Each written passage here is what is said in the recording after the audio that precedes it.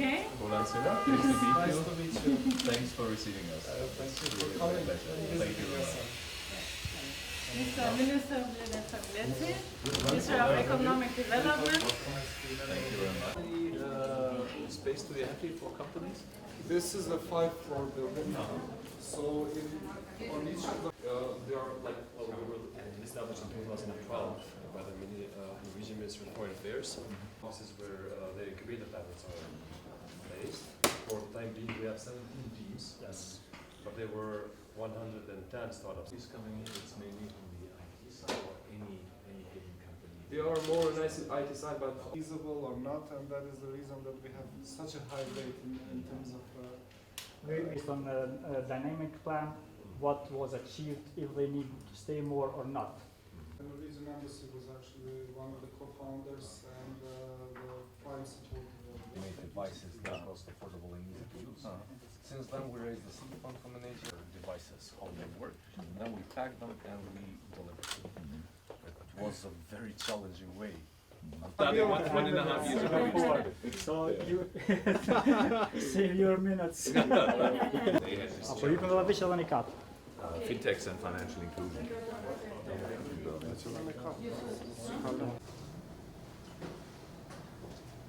So hi, my name is Ron Sena.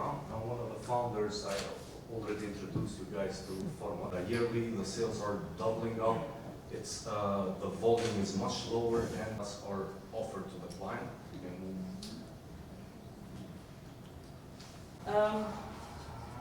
Which is one of the products in his own way, and so a lot of people are.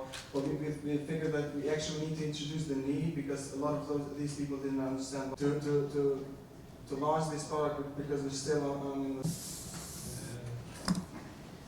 Hopefully, we'll get the application of and you have 3 minutes. Please. We have, as a population, which are very IT adaptable, speaking very fluently foreign languages, mostly English and German, connected directly to our diaspora, and not having, let's say, the need for conventional system of education are some of the main characteristics that our young people can use it. To open a new chapter on so-called digital economy, we have thought like we need to have some engine that can boost these businesses, digital education, and digital infrastructure. So we have think mostly in this pillar of digital businesses to have so-called ICT Innovation Growth Fund, and we are ready.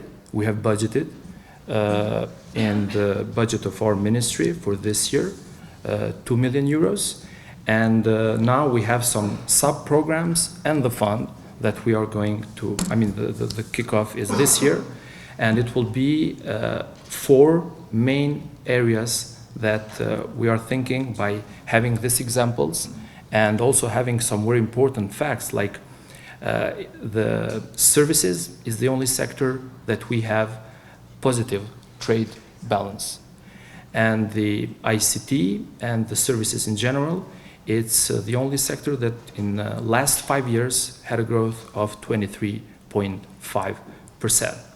That's very difficult, even for a government bank, because you will help.